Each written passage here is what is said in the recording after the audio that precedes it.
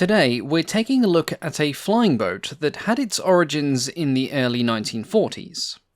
It would not see active service until after the Second World War, but it saw service for decades during the Cold War, and the design itself would mark the beginning of a new generation of successful military aircraft. Hailing from the Soviet Union, powered by a pair of chunky radial engines, carried by a distinctive gull wing, and defended by potent 23mm autocannons, this was the Beriev Be-6, also known by its NATO designation of Match. The origins of the Be-6 can be traced back to 1942. Georgy Mikhailovich Beriev, the founder of the design bureau, had proposed a design known as the Beriev MDR-10. This was a twin-engine heavy flying boat with a gross weight of 22,000 kilos, a long operational range, and a powerful defensive armament. The MDR-10 could be built to fill a variety of needs. It could be built as a long-range maritime patrol aircraft, a general reconnaissance aircraft, or a transport and landing aircraft with an amphibious landing gear system. Unfortunately, the MDR-10 would never leave the drawing board due to the oncoming threat of the rapidly advancing German army. Not only did the Beriev Design Bureau have to relocate further east, setting up shop in the city of Omsk, but they then had to put their efforts into fulfilling the existing order for the Be-4 reconnaissance aircraft, which we covered recently. And doing this after a massive relocation with minimal equipment was enough of a challenge on its own, let alone designing and building an even larger aircraft. Because of this, the Soviet administration was happy to fill the gap in its flying boat arsenal with the Lend-Lease PBY Catalinas, specifically an updated version known as the PBN Nomad. But despite the fact that they would go on to serve well with Soviet forces, not everyone was happy with using the PBN. Several senior officers felt that the design was too light, not being able to carry a large enough payload, and some felt that it was too old. Indeed, when the first PBNs began arriving, the basic design of the airframe was already a decade old as it was.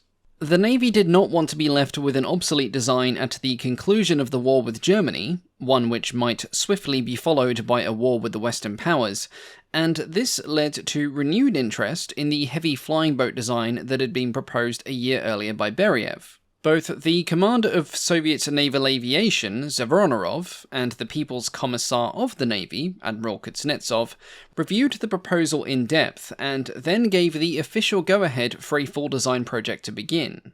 This go-ahead came with a formalized set of requirements. Beriev was to build a twin-engine heavy flying boat. It was to have a loaded takeoff weight of between 20,000 and 25,000 kilograms. It was to have a maximum speed of no less than 400 km an hour, a range of 5,000 km, endurance of up to 20 hours, and it must be able to carry 4,000 kilograms of ordnance. Despite the Navy's urgency, work did not begin on the prototype until the spring of 1943. As mentioned in the previous video covering the Beriev Be-4, the Design Bureau was forced to relocate due to the oncoming threat of the German invasion. Beriev had first relocated to new facilities at Omsk, but it lacked the required facilities to allow for both production of the Be-4 and that of this newer and much larger design.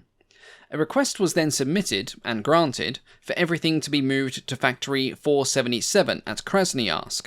Things did not get off to a particularly smooth start.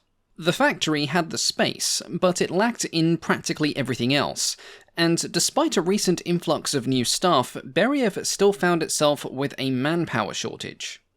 On hand, the Bureau had around 36 designers and about 100 engineers and labourers, which may sound like a lot, but for the development of a large, technologically complex aircraft, it really wasn't. Especially when you factor in things such as deadlines, and the fact that Beriev was also under contract to build the Be-4 as well. Because of this, the final design layouts and diagrams were not actually complete until late 1943, but they were then quickly approved and construction of the prototype got underway. The resulting aircraft, in accordance with its specification, was of all-metal construction with fabric-covered rudders and ailerons. It was completed with a distinct gull wing structure, with twin outrigger floats, and a large capacious hull. Power would be provided by twin Shevetsov ASH-72 18-cylinder radial engines, producing up to 2,250 horsepower under takeoff, and these drove four-bladed constant-speed propellers. The engine nacelles would be angled upwards very slightly, in an attempt to increase upwards force during takeoff power at the cost of forward thrust during flight. The prototype was to be armed with 6 12.7mm Berezin machine guns in the nose, waist positions, dorsal turret, and tail turret, along with the capacity to carry up to 4,000 kilograms of bombs, mines, or torpedoes on its external racks, which were located on the wings. This payload capacity allowed the future Be-6 to mount up to 2 very heavy torpedoes, a powerful asset to have when the majority of torpedo bombers at the time could carry a maximum of 1, and most of these were medium-sized. The prototype, dubbed LL-143, was completed by the spring of 1945. It was then disassembled and prepared for transportation to the port city of Taganrog, where it would complete its initial tests. Parts for a second prototype had been pretty much fully completed by this time as well, though it would not be sent across for assembly until 1946.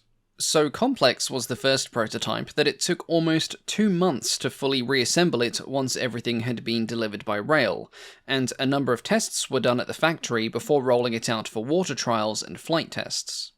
When complete, it was undoubtedly an unusual-looking aircraft, with its very deep hull and gull wings, though whether it's of a graceful beauty or one of ugly military utility is still up for debate. Finally, on the 6th of September 1945, LL-143 would make its maiden flight. This was then followed by a series of 10 test flights that ran for approximately 7 weeks, terminating in mid-November due to the onset of the Russian winter. Rather hilariously, at the end of the 10th and final test flight, the aircraft could not be physically pulled ashore, as the wind had picked up and it kept getting blown further out to sea. In the end, it would take 5 days to finally bring it ashore, with teams pulling it in by stages, breaking apart the sea ice that would form each night and threaten to crush the hull. Rather unsurprisingly, this marked the end of the testing period for the year, and further development had to be halted for the winter, the prototype not flying again until May the 27th, 1946. The next batch of evaluations consisted of 19 flights, and the aircraft amassed a total flight time of 19 hours and 39 minutes during these. But it was then that the prototype was almost lost. During a pre-flight check, a mechanic decided to test the limiters of the dorsal turret, and accidentally fired a salvo from the 12.7mm machine gun at the wing, at the exact location of the recently filled fuel tank. Though only a few armor-piercing bullets were fired, it was still more than enough to ignite the fuel, and flames began to quickly spread on the prototype's wing. Thankfully, the situation was quickly remedied by nearby flight mechanics, who swiftly took a fire extinguisher to the wing and smothered the flames, thus saving the prototype from an early and embarrassing end. Beriev was pleased that the prototype was saved, but also decided to take the opportunity to analyze the damage and evaluate the durability of the aircraft. After repairs, tests continued, and on July the 22nd, the chairman of the State Commission personally took the aircraft up for a test flight, and was apparently thoroughly impressed. In his post-flight report, he noted that the LL-143 aircraft, in piloting technique, is simple and quite accessible to a medium-skilled pilot. Compared to the PBY Catalina, the LL-143 has better maneuverability and seaworthiness, easier takeoff and landing, and also maintains a more stable attitude during flight, removing the burden of constant micro-adjustments from the pilot. This was high praise indeed, claiming that the prototype, despite being in development, had better characteristics in virtually all aspects than perhaps the most renowned flying boat of all time. Although one could speculate that a thoroughly negative evaluation might have been asking for a one-way trip to a Siberian salt mine. Either way, things looked promising, and at this point it became clear that the LL-143 had been sufficiently developed to warrant ceasing the flight tests and to begin the preparations to make the aircraft suitable for mass production. This would involve final adjustments to the design, and Beriev was instructed to make some recommended modifications. This included re-engineering to the more powerful ASH-73 engine and upgrading the weaponry and radio equipment. At this stage in development, before moving further, the LL-143's specifications were as follows: 23 meters in length, with a wingspan and height of 33 and 7.45 meters respectively, making the airframe rather large. The aircraft's normal takeoff weight was around 21 tons. It had a maximum speed of 371 kilometers an hour at sea level, and it had a total flight range of 2,800 kilometers with normal loading. Aside from various other small design issues, which normally occur when a design is in the prototype phase, the range was highlighted as a shortcoming, something which would be remedied in its successor. Work on the new modernized variant began on April 25, 1947, and it would be built from the existing airframe of the second LL-143, which had not been fully assembled.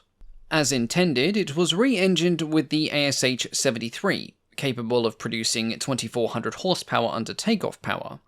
These had been requisitioned from an existing Tu-4 strategic bomber, though the turbochargers were removed. The aircraft's previous armament was revised, replacing the dorsal 12.7mm machine gun with a far more powerful loadout, twin 20mm B-20 cannons. This aircraft, receiving the designation of Be-6, underwent its preliminary factory tests in Taganrog from July 2nd to October 3rd of 1948. The Be-6 performed a total of 34 test flights, with a total flight time of 43 hours during this timeframe, along with a single 2,000-kilometer long-range test over the Sea of Azov. However, like the first prototype, these tests would not go completely smoothly either. One flight ended in a very near miss, as the aircraft began to experience intense vibrations whilst flying at 5,000 meters. These vibrations were so strong that the battery was ripped from its mounting, killing power to the radio equipment. The engine radiators were damaged to the point of failure, and the entire superstructure of the airframe began to deform. Watching some of the bolts and rivets literally come away from the framing and panelling, the crew was instructed, rather sensibly, to be ready for an immediate bailout. In the end, this didn't happen, as the pilot, M.V. Sepilov, managed to bring the aircraft down for an emergency landing before its self-disassembly had actually completed. A post-flight evaluation revealed that a bolt securing the left steering column had sheared off in flight, resulting in fluttering of the control line and elevator, which caused the aircraft to experience violent oscillations. Eventually, the Be-6 was repaired after a long stint at the workshop, and it was then considered for even further upgrades, reflecting the rapid technological advancements being made in the post-war era. A naval scout without radar in 1945 may have been acceptable, but even by 1948 it had become clear that any seaplane lacking this was a blatant anachronism. Further weapon installations were also explored at the same time, with all the machine guns in the bow and tail eventually being replaced with 20mm cannons. It was also decided to adjust some elements of the design relating to the central hull and tail, along with increasing the crew complement to 8 people, including a dedicated radio operator, and installing anti-icing systems on the aircraft's windscreen. These conversions, known as the Be-6TR, were completed through late 1949 into early 1950, and were followed by further factory testing and full evaluations. At this point, the aircraft was subject to an extensive and methodical evaluation in comparison to the PBY Catalina, a design 15 years old by this point. The two were compared side by side in terms of ease of control, seaworthiness, stability, flight on one engine, ease of takeoff and landing, armament, and versatility of application. This is a rather interesting point that's worth delving into, as it's hard to stress how unusual it was, especially in this era of aviation, to be using a design a decade and a half old as the standard. It shows how highly the Soviets regarded the Catalina, and also how sound of an aircraft it was. A sentiment also mirrored today, considering it's one of the few World War II-era aircraft that are still flown recreationally outside of their historical significance. The performance aspects are also interesting to compare. The Catalina was significantly smaller than the Be-6 and was almost half of the weight. In terms of speed, the PBY could just about manage 315 km an hour at sea level, compared to the 377 of the Be-6. Not a huge upgrade in speed, considering the time difference between them, and the fact that the Catalina's engines are half the power of the ASH-73's. Armament-wise, the Be-6 of course wins out, sporting 5 autocannons in comparison to the Catalina's 4 machine guns, though the Catalina wins hands down in terms of ease of manufacturing. Ease of piloting is harder to determine, as US and Soviet reports both tend to lean heavily towards their own aircraft, which is not really surprising. But it was likely the Catalina, if we're being impartial, as it was a significantly more simple and reliable aircraft with fewer systems to worry about.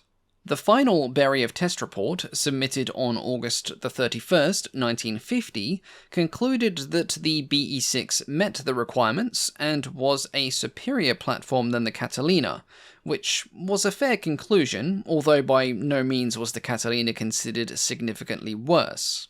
In any case, the Be-6 was then transferred to state specialists for their evaluation. The state tests generally agreed in Beriev's assessment, though countered that they believed the aircraft's armament should once again be upgraded, this time with 23mm NR-23 cannons replacing the previous units. Following this suggestion, the armament was changed to 5 23mm cannons, which were installed in 3 remote-controlled turrets. The aircraft also received a radar upgrade, some revisions to the fuel supply system, and a brand new navigation system. Due to the new equipment, a significant redesign to the hull was also necessary, with the new variant now being called the Be-6M. This, the main production variant at last, featured a range of 4,800 kilometers, a maximum speed of 377 kilometers an hour at sea level, and the capability to carry up to 4,000 kilos of ordnance or cargo. This perhaps shows the optimism of the original specification, which required a speed of 400 km an hour, a range of up to 5,000 km, a flight duration of 20 hours, and the capability to carry 4,000 kilos of general ordnance. As, despite 7 years of development, the Be-6 still fell short in the speed and range department, though admittedly not by much. Old Be-6TR airframes were correspondingly upgraded to the new Be-6M standards, which underwent tests until February of 1951, receiving almost unanimous praise for the aircraft from those who manned it. And so, after further safety testing and verification of flight systems, the aircraft was finally cleared by the state and launched into mass production in 1952. In order to produce the necessary documentation for the workers who would produce parts for the aircraft, the number of Beriev employees was temporarily boosted by 3 or 4 times the usual number. Despite the vast number of personnel, the Be-6 was an extremely complicated aircraft to produce, and every worker at the plant, either drafting plans or building the first Be-6, reportedly worked large numbers of overtime hours. These hurried working conditions rather understandably had a negative effect on the fruit of their labours, as the first production aircraft sent to the Navy for tests was something of a disaster. The aircraft was shoddily put together and required the replacement, or tightening, of over 700 rivets by Navy staff, whilst the hull of the aircraft, designed for extensive use upon the water, was not in fact watertight, and it often leaked when it rained, soaking and destroying the expensive equipment that had just been installed. Upon receiving complaints that he had delivered a hopeless product, Beriev blamed the tight deadlines that had been placed upon the factory. He vowed to eliminate further defects, but could only guarantee this if the workload was moderated. And so, when full production followed, this was done at a more sensible pace, with a total of 123 aircraft being constructed by 1957, when the last BE-6 rolled off the production line. In the following years, the BE-6 would be used in a variety of different roles, including search and rescue. These aircraft, designated as the BE-6 SS, were stripped of weaponry and became the first dedicated search and rescue aircraft of the Soviet military. An anti-submarine variant was also produced, designated the BE-6PL, and it featured a hydroacoustic search and detection system.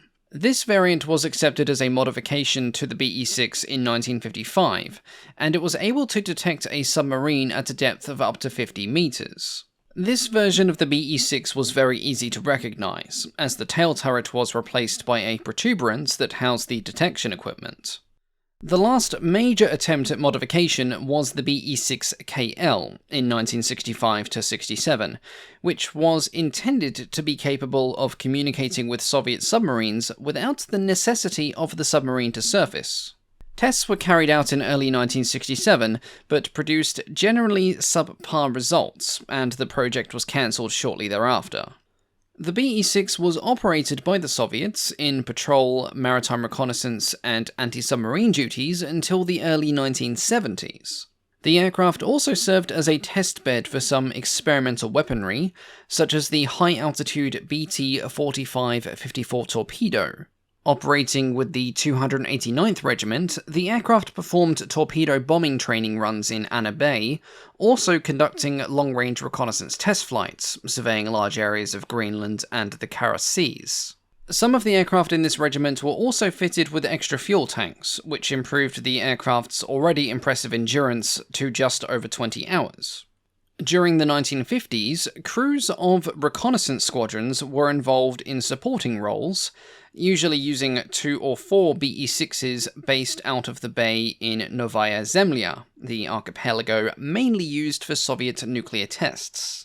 Some of the crews operating from this area were given the rather unfortunate job of flying through the radioactive mushroom cloud at different altitudes and intervals to measure the nature of the decline of radioactivity. These aircraft were not specially armoured or protected against radiation, and fitted only with extra measuring equipment, which doesn't paint a happy picture for the long-term health of the airmen that had this particular job. Most commonly and famously, BE-6s, along with their crews, were kept on high alert around the clock to ensure the rapid rescue of airmen or seamen lost in the bitterly cold seas around Russia. Many of these aircraft were not the BE-6SS variant, but instead standard BE-6Ms, occasionally fitted with high-powered Stier-1 beacons, which were capable of being seen for up to 80 kilometers, and illuminating patches of dark sea in an area of up to 10 kilometers. Along with success with the Navy, Beriev did end up securing one export customer for the BE-6 as well, and that was China. 20 examples, sold between 1959 and 1960, served in similar roles as their Soviet counterparts, but they significantly outlived them. The ASH-73 engines apparently wore out long before the airframes did, being replaced with Chinese-made Wopen WJ6 turboprops, which were capable of outputting an impressive 4,250 horsepower. 12 of these aircraft were still in operation with the Chinese Navy in 1999, and 2 were verified as being active as late as 2003. Though the aircraft itself became obsolete by the end of the 1950s in the Soviet Union, the BE-6 served as a testbed for the new generation of anti-submarine equipment, and it helped to develop that particular area of aviation, though the equipment was fairly finicky. It was reported that the anti-submarine radars could give a range of between 4 to 5 kilometers in the Barents Sea, but that fell to a measly 200 to 300 meters in the Black Sea. The aircrew's difficulties in the early days of such technology, partially due to squadron leaders and higher-ups in the Soviet aviation industry not understanding the temperamental nature of such technology, and expecting far too much far too soon of it, resulted in them scrapping the idea when it didn't meet expectations. Despite this, the BE-6s did see some success. One BE-6 successfully monitored a submarine in 1958 for 4.5 hours whilst remaining undetected. By the early 1960s, the technology had matured a little, and on the 23rd of March 1961, 2 dedicated anti-submarine BE-6 squadrons were founded. Their work was fairly uneventful, but with one notable exception. On March 23, 1963, the crew of an Mi-4PL anti-submarine helicopter discovered an unidentified submarine at the combat training ground of the Northern Fleet. A number of anti-submarine BE-6s were dispatched, and they coordinated with the helicopters and service vessels to track the unknown contact. Despite the attempts of the submarine to break away from the pursuit, the hydroacoustic equipment on the BE-6 allowed it to be continuously monitored for 33 hours. Having run out of battery power at this point, the British Porpoise-class diesel boat S-07 Sea Lion was forced to surface. After this incident, Britain only dispatched nuclear submarines to conduct reconnaissance in the Barents Sea. With nuclear submarines, monitoring them became an impossibility for the BE-6 due to the increased depths and times of submersion. But for a time, the BE-6s would be a fairly common sight for American fighters during the Cold War on their long, meandering, and often low-altitude patrols. Named MAJ by NATO, missiles certainly rendered the gunners somewhat obsolete, though they were a fairly new technology for much of the 1950s. In any close-quarters combat involving gunnery, the 23mm cannons would have made the MAJ quite hard to approach, as even a single round from the NR-23s contained enough explosive filler to cripple or outright destroy a fighter. Eventually, its inability to effectively counter submarines after the early 1960s resulted in the replacement of the BE-6 by more capable and modern airframes. The fundamental design of the BE-6 did not end here though, as the tried and tested airframe would serve as the genesis for its own successor. As far back as the late 1950s, the idea of fitting the aircraft with turboprops had been floated by Beriev, and the idea eventually led to the BE-12. The BE-12 would carry on the lineage of the BE-6 pretty much into the modern day. It outlived the Soviet Union, it saw service with multiple countries throughout the 80s, 90s, and early 2000s, and even a few are still kicking around today, though their operational status is somewhat nebulous. But the BE-12 is deserving of its own full video, so we will look at that another day. As always, thank you all so much for watching, and a big thank you of course to the Patreon supporters. As I'm away at the moment, this list cannot be updated, but I shall endeavour to do so for the next video that should be going up a few days after my return. A big thank you of course to our Wing Commander tier patrons, our highest tier members, and seeing as I'm currently away, I'm hoping to post some photos of my travels on the Patreon page, so please keep an eye out for that. But thank you all so much for your continued support. I'm going to chill out for a bit longer, and then I will see you all again soon. Goodbye.